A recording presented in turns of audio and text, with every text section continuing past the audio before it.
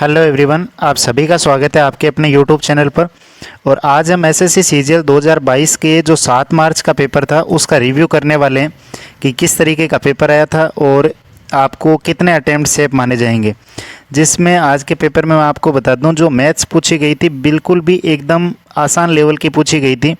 Reasoning और GK का थोड़ा सा लेवल था और आप सभी के दिमाग में ये चीज़ आ रही होगी कि जो पेपर हुआ है 4 दिन, उसमें मैथ्स जो है वो सबसे आसान पूछी जा रही है। तो मैथ्स आसान होने से क्या पेपर आसान हो जाता है, इसके बारे में हम बात करेंगे अभी। तो पहले 1 बाय 1 देख लेते हैं कौन कौन से सेक्शन में कितने कितने किस तरीके के क्वेश्चन आए थे।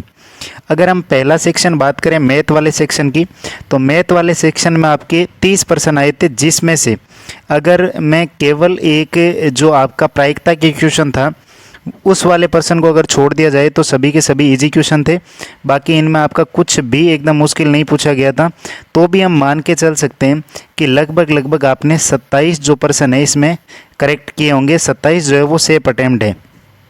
इसके बाद में रीजनिंग की अगर हम बात करें तो रीजनिंग वाला जो सेशन है, तो रीजनिंग वाले सेक्शन में आपका जो है वो थोड़ा सा जो था, हम कह सकते हैं कि रीजनिंग जो प्रीवियस ईयर में पूछी गई थी उससे उसका लेवल जो था आज के पेपर में ठीक था।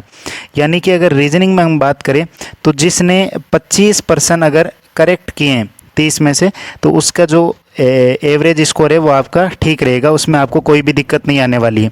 मैथ्स में 27 में इसलिए बता रहा हूँ क्योंकि मैथ्स का जो सेशन था वो आपका बहुत ही बिल्कुल इजी था। केवल 1-2% को छोड़ दिया जाए तो बाकी आप आराम से कर सकते थे। इंग्लिश वाले में बात करूँ तो इंग्लिश वाले में PQRS जो थे वो थोड़े से लेंदी टाइप के थे। बाकी आपका जो ग्रामर का पोर्शन था, वोकेब का पोर्शन था, वो सारा का सारा प्रीवियस से बेस था। तो भी हम मान सकते हैं कि जैसे कॉम्प्रिहेंशन था तो कॉम्प्रिहेंशन में कुछ 1-2 क्वेश्चन आपके गलत हो सकते हैं।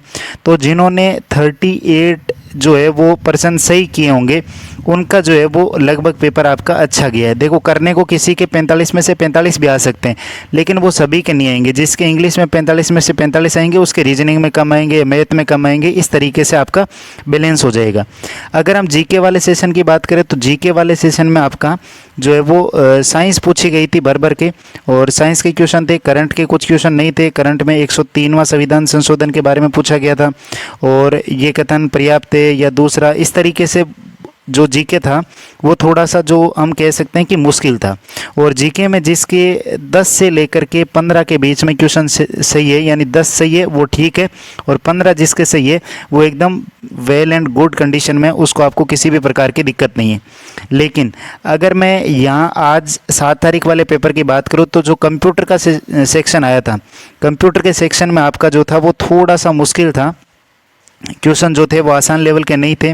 तो अगर मान लो जो सीपीटी की पोस्ट हैं उनके लिए अगर कंप्यूटर में अगर मान लीजिए कि जिनके एक्यूरेट 9 क्वेश्चन सही करने, तो हो सकता है कि 9 क्वेश्चन बहुत सारे उनका स्कोर जो है वो 300 प्लस हो जाए, लेकिन उनका कंप्यूटर का जो है वो नहीं निकले।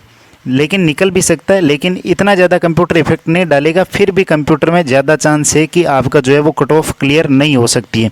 क्योंकि अगर मान लो मैं बात करूं कि जैसे जो 2021 में या 20 में सिलेक्टेड है और उन्होंने जैसे पेपर दिया था तो उनके कंप्यूटर की तैयारी नहीं है, और कंप्यूटर की तैयारी नहीं होने के कारण उनके जो है वो 6% भी आपके 6 से लेकर के 9 के बीच में सही नहीं हो सकते हैं। वो श्योर होकर के, एक भी जो बंदा है वो श्योर होकर के नहीं बोल सकता कि मेरे 6 से ऊपर सही हो जाएंगे या 9 से ऊपर सही हो जाएंगे।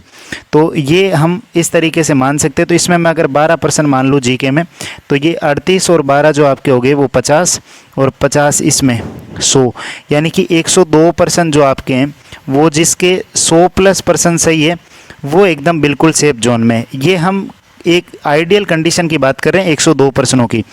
और इसमें कुछ अटेम्प्ट किए होंगे तो गलत भी हुए होंगे। और टाइपिंग में जो आया था पैसेज वो एकदम सीधा सिंपल सा पैसेज था, जिसमें आपको कोई भी दिक्कत वाली बात नहीं थी। लेकिन तो भी जैसे मान के चल सकते हैं कि 10 में से 2 बंदों की जो है वो टाइपिंग क्वालिफाई नहीं हो रही थी ऑन एन एवरेज। आज के 7 मार्च के जो रिव्यू की हम बात कर रहे हैं वो इस तरीके से था। बाकी इसमें कितना सेफ अटेम्प्ट हो सकता है या कितना स्कोर करे कि आपको कोई ना कोई जॉब मिल जाए, तो उसके बारे में मैं आगे एक वीडियो में आपको डिटेल में बता दूंगा कि कितने मार्क्स आपको टारगेट या फिर कितने आपके बनने चाहिए।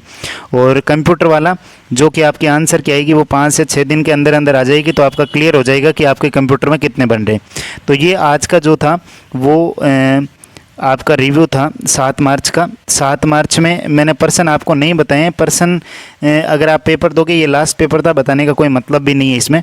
और इस तरीके का पेपर था। तो बाकी जिनका भी पेपर ठीक हुआ है वो रिज़ल्ट का वेट कर सकते हैं। ये 2023 की या आगे की जो भी आपकी फर्दर प्रिपरेशन है उसको तैयारी कर सकते हैं आगे के लिए। तो आज का रिव्यू यही था। All the very best. और बाकी आगे की वीडियो में कट ऑफ के बारे में डिस्कस करूंगा कि किस तरीके से क्या रहने वाली है। आज के वीडियो में बस इतना ही। बाकी मिलते हैं आगे के वीडियो में। Thanks for watching this video.